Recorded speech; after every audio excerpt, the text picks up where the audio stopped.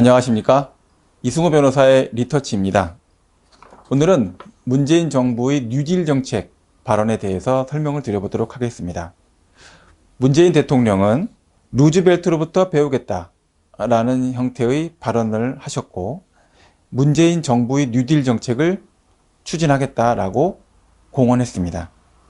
현재 집권 여당인 민주당은 6월 1일 개원을 앞두고 있는 21대 국회에 180석을 갖고 있는 거대 여당입니다. 루즈벨트 대통령은 여러분들이 잘 알고 계시다시피 1920년대 말에 시작된 세계 대공황을 뉴딜 정책으로 극복하자고 하였고, 뉴딜 정책은 국가의 재정을 집행해서 수요를 견인하고 수요를 통하여 다시 공급을 되살리는 형태의 정책을 취한 것으로 잘 알려져 있습니다. 다만 루즈벨트의 뉴딜 정책과 관련하여서 역사적으로 또는 경제적인 평가는 두 가지로 크게 나뉩니다. 첫 번째 견해는 뉴딜 정책의 성공으로 미국의 경제가 번영으로 이어졌다, 대공황을 극복했다라고 하는 의견이 있습니다. 반대의 의견은 뉴딜 정책으로 대공황을 극복한 것은 아니고 뉴딜 정책으로 미국의 생산력을 유지할 수 있었을 뿐이다. 그리고 일정 기간 경과 후 유럽에서 발생된 세계대전, 제2차 세계대전의 결과로 미국 경제가 부흥하게 된 것이다 라고 평가하는 견해로 대립되고 있습니다. 그러한 관점에서 루즈벨트의 정책이 성공하였는가? 성공할 수 있었던 요인이 세계대전인가? 아니면 루즈벨트 정부에서 추구했던 뉴딜 정책의 효과인가? 라는 점에 대해서는 이론의 여지가 있고, 현재의 경제와 연결시켜 생각을 해봤을 때 단순히 수요, 그러니까 소비자의 소비만 문제가 되는 것이 아니라 소비, 수요 모든 것이 다 문제가 되고 있는 현재와 같은 상황에서 과거 대공황에서 적용하였던 방식이 적합할 것인가에 대한 것까지 아마 정부 내부에서 깊은 고민을 하고 있을 것이다 라고 생각을 합니다. 자, 뉴딜이라는 것은 어떤 개념으로 우리가 바라봐야 될까요?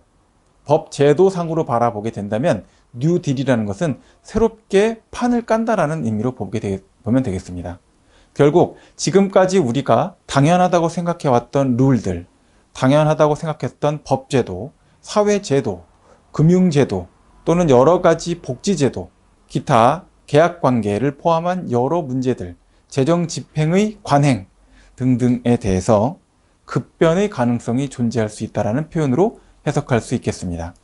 이와 같은 점에 있어서 21대 국회가 개원하게 되면 집권 여당도 문재인 정부의 뉴딜 정책에 대한 적극적인 뒷받침을 할 것으로 보여서 사회, 경제, 문화적으로 정부 주도의 여러 가지 정책들의 변화가 초래될 것으로 보이고, 그와 같은 법제도의 정책적 변화는 과거 우리가 75년간 경험해보지 못했던 형태의 패턴을 갖게 될 수도 있을 것으로 보입니다.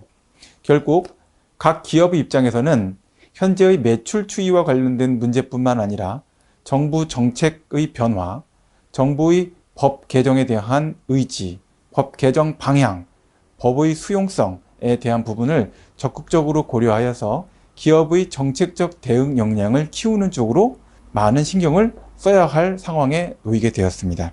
적응하는 기업은 생존하게 될 것이고, 법 정책 변화에 적응하지 못하는 기업은 곧 바로 도태될 수 있는 형태의 큰 변화가 초래될 것으로 보입니다. 한국형 뉴딜이라고 하는 문재인 정부의 표현, 문재인 대통령의 언급이 어떻게 가시화될 것인지에 대해서 긴밀한 검토와 관심이 필요하다 할 것입니다. 루즈벨트 대통령은 뉴딜 정책을 추진할 때 이와 같이 표현했습니다.